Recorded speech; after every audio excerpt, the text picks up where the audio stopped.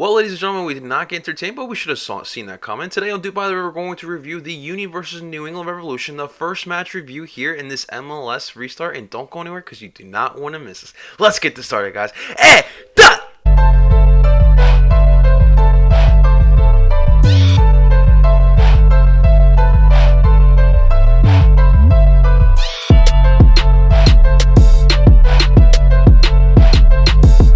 And that is right. Welcome everyone to DOOP by the River, the show where we follow everything Philadelphia Union with your boy El Parcero Philly. And don't forget, before we get started, guys, that El Parcero Philly is a proud member of Philly Sports Network. Head on over to Philly Sports Network for all your Philly sports needs, including your Philadelphia Union. And do not forget to check out DOOP by the River, the Philadelphia Union podcast brought to you by the Philly Sports Network podcasting group. Every week, myself and the rest of the Philly Sports Network Union panel, we discuss all the hottest topics within the Philadelphia Union and break down every matchup that the Union have or have had. So don't forget to rate and subscribe to the podcast. That link will be in the descriptions below as well. And guys, do not forget to hit the like button, subscribe to the channel, hit the bell button for notifications, as well as sharing this video and this channel to help your favorite parcero grow here in Philly. And that is right, New England versus the Philadelphia Union up in Foxborough, Massachusetts, Gillette Stadium, home of the New England Patriots and yeah, kind of the New England Revolution. And I must say that I'm so glad. Like, I know a lot of Philadelphians want the Union within the city, and I know a lot of Philadelphians would like to see the Union play at the Lincoln Financial Field, but playing in a stadium that was built for football, American football predominantly, is not it, guys. It really is not it. And I know every stadium is going to be empty this year, but it just does not feel right.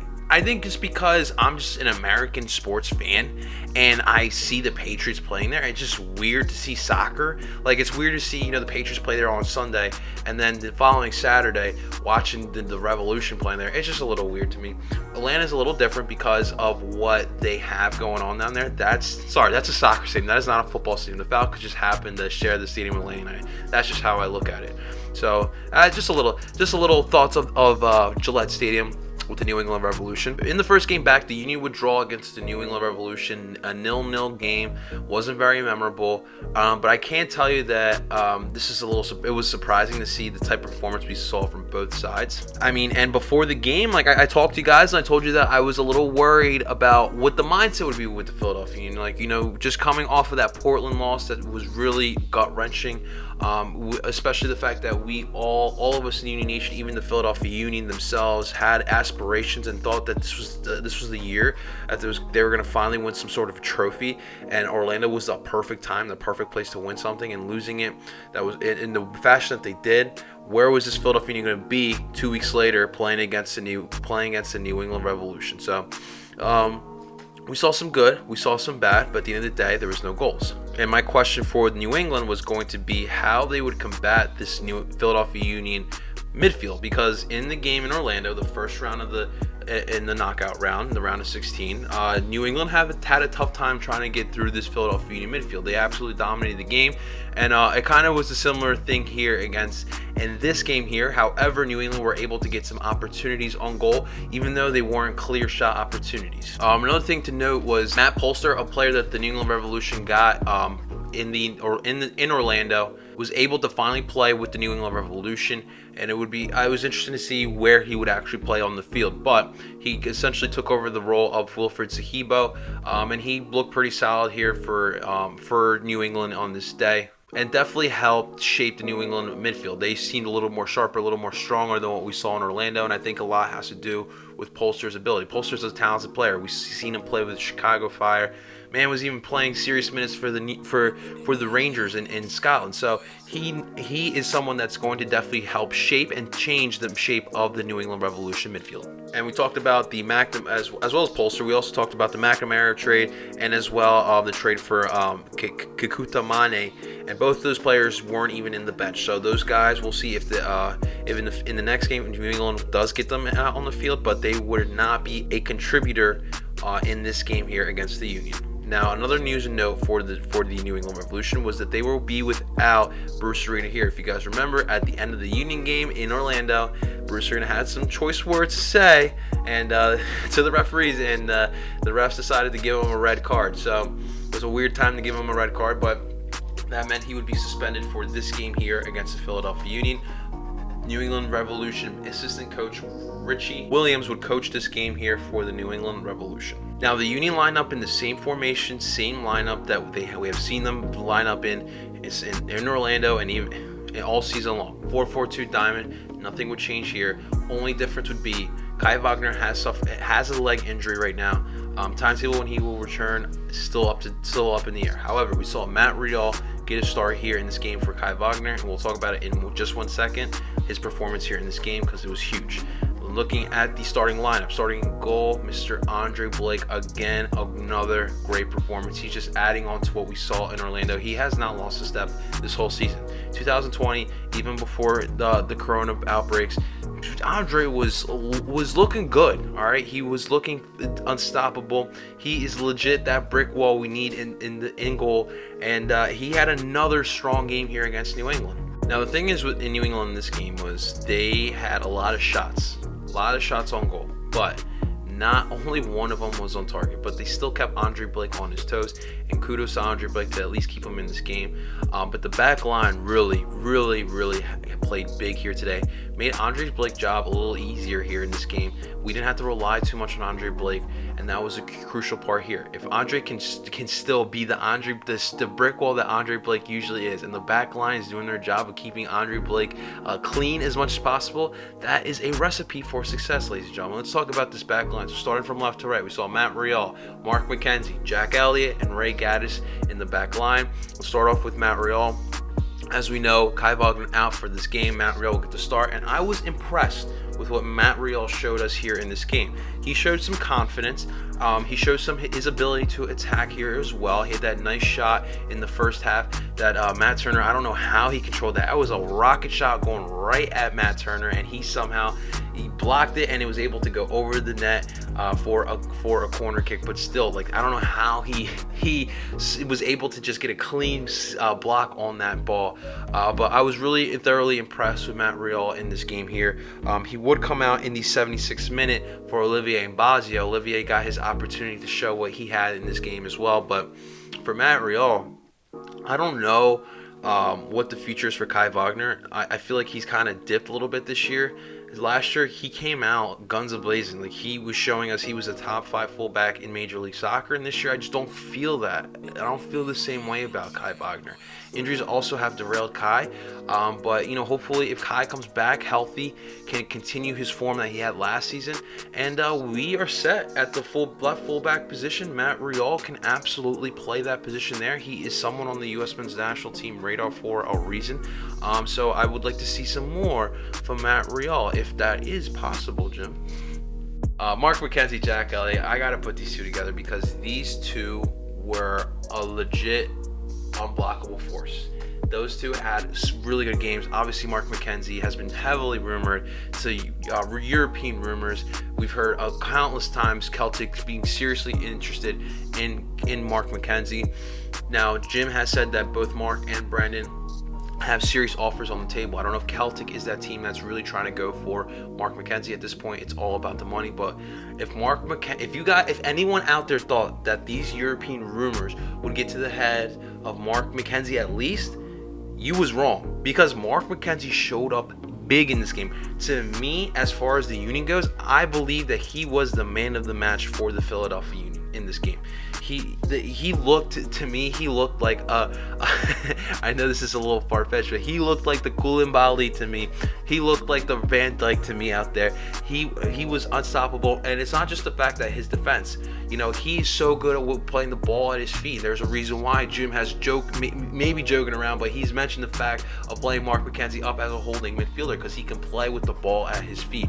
So I hope we can continue seeing more of this from Mark McKenzie and Jack Elliott, because listen, if you can make Andre Blake's job that much easier, it is going to be hard to get some goals on this Union team. That's what Ernst Tanner wants. Defense comes first. Ray got a solid game for Ray. Didn't get that goal, and he was open on a couple occasions. I was watching the game with my boy Paul, and how Paul had mentioned that as well. But for Ray, it just really, you guys know what it is for Ray. It's the hard work that he brings in, and his contributions that he brings to the team as well. So it's another solid game for Mr. Ray Gaddis, but we are still waiting for that goal. Let's move on to the midfield. Had another solid game here, starting from left to right. Jamiro Montero at that left shuttle midfielder. At the 6, Jose El Brujo Martinez. At that right shuttle midfielder, Alejandro Bedoya. And at the tip of the diamond, we can't even call him Med for Messi anymore. It's Brandon Bundesliga Aronson. Waiting, counting down the days until Brandon gets called up to the Bundesliga and represents for our Philadelphia Union Youth Academy. But quiet game for Brandon. Now, I think teams are finding the blueprints of stopping Brandon Aronson, and that is physicality. I saw a couple of times he, a New England Revolution center back, and one of the most underrated players that we have in this league, Andrew Farrell. That dude is a man amongst boys playing out there, and I saw a couple of times he was on Brandon Aronson because he knows what Brandon Aronson can do as far as creativity, ability down in the final third, and he a couple times he stopped him. But for Brandon, that's just stuff that's gonna come with time once he starts growing in more and more into his body. That's just completely normal. Still a solid game for Brandon Aronson. They need to. We'll talk about it in a second, but there's like an issue going on with the link-up play at times with Brandon and the forwards. But we will discuss that in 1 second. At the left shuttle midfielder, Jamiro Montero, another solid play from him. He had created some opportunities for the Union. He was active in the final third. Jamiro, you know what you're gonna get from Jamiro Montero. He's pure skill and pure class when it comes to Jamiro. Jose El Brujo Martinez, I was happy that he kept it calm. Like he was not. It wasn't the Orlando El Brujo that we saw. Maybe we could see some. Maybe it would be nice to see some more of that, especially in this next game up here, which we'll talk about in a second. But for El Brujito, look, he was more active on the attack, in my honest opinion.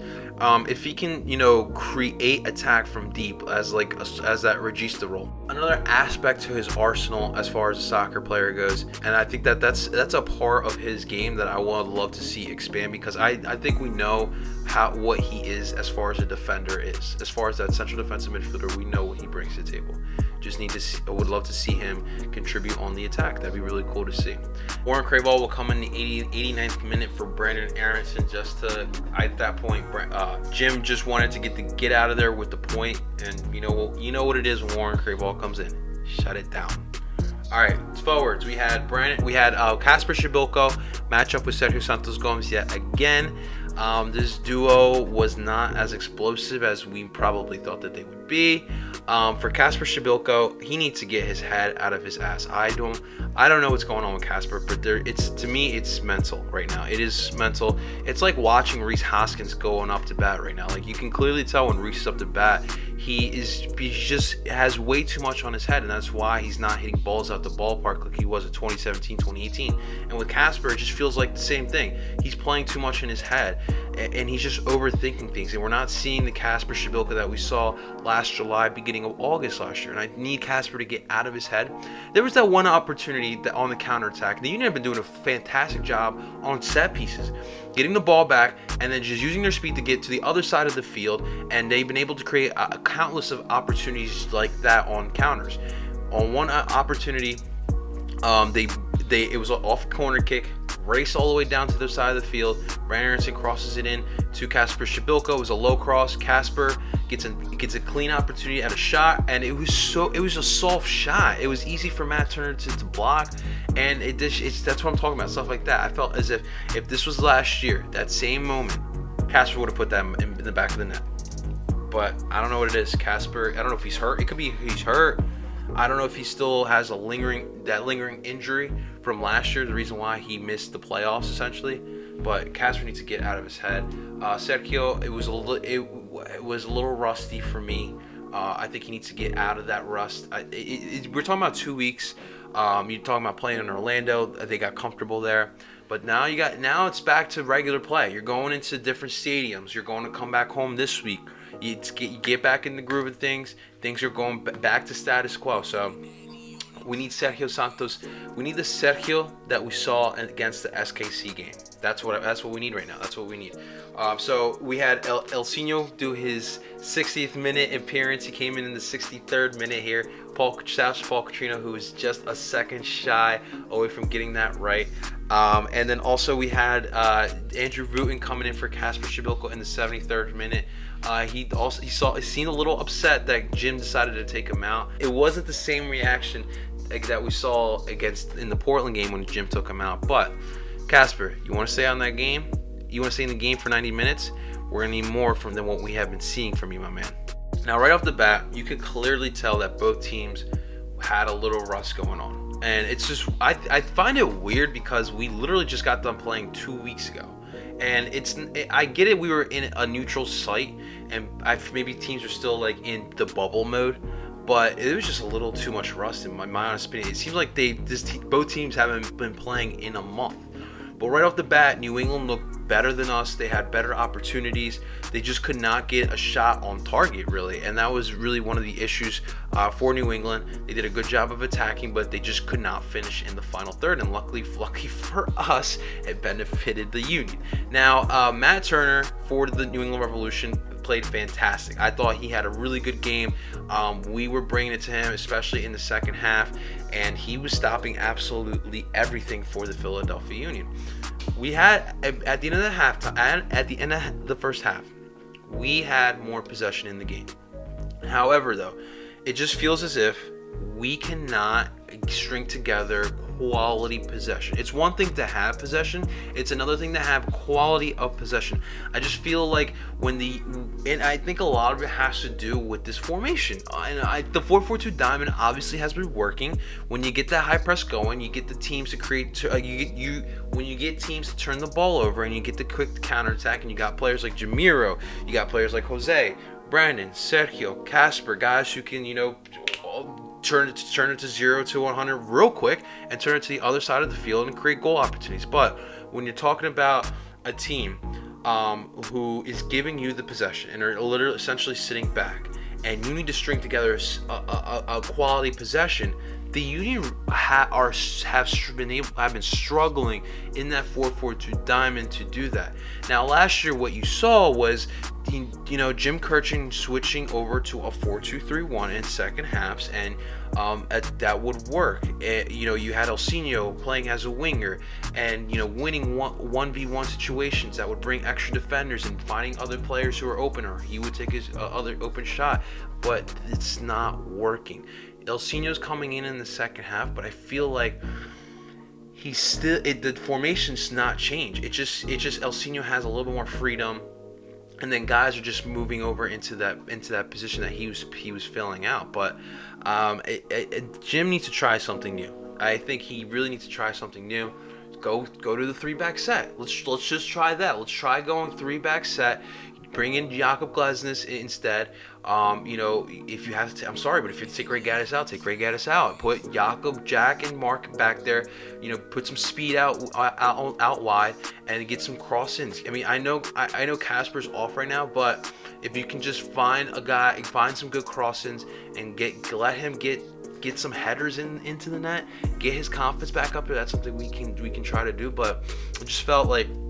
You saw, and really in the second half, I saw New England dropping 9 defenders back, and still the Union just could not string together good opportunities. And I felt it. I felt like the Union were not going to score a goal on this day, just by the way they were playing. And you saw it in the Portland game as well. So I think the Union are in this goal scoring drought right now. And we will see what happens in the next game, and whether or not teams take this blueprint of trying to beat the Philadelphia Union. Next game, guys. I don't have to tell you, it's Red Bull week. We got the New York Red Bulls coming down to Chester, facing off against us. It'll be the first home game in this whole 2020 year. The Philadelphia Union are going to be able to play at Subaru Park for the first time in 2020. We will see if Chris Armas and this New York Red Bulls team take some pages out of the New England Revolution book, take some pages out of the Portland Timbers book, and implement it into their style. I mean, the Red Bull style is no secret. Like, every Red Bull team runs the same damn system and same damn tactic, and so I think, to me, it's going to be an entertaining game. Both teams fighting hard. It's going to be a grit grind type of match. Grind it out for 90 minutes. It should be entertaining as always. You Red Bull Union games, you guys know what it is already. All right, so guys, That's all I got for you today. Stay tuned for the New York Red Bull preview, and stay tuned for DOOP by the River podcast. We will have you guys ready for everything that has to do with the Philadelphia Union. Ladies and gentlemen, in the comments below, let me know what your thoughts were on the Philadelphia Union in this game. What do the Union need to do to make some adjustments for the Red Bull game so we can get some 3 points against the stinking Pink Cows? Thank you so much for watching, guys. It truly means the world to me. But please do not forget to hit the like button, subscribe to the channel, hit that bell button for notifications, as well as sharing this video and this channel to help continue the growth of your favorite parcero. And until next time, guys, I go by the name of El Parcero Philly, and I'm telling you guys, DOOP on. Talk to you soon.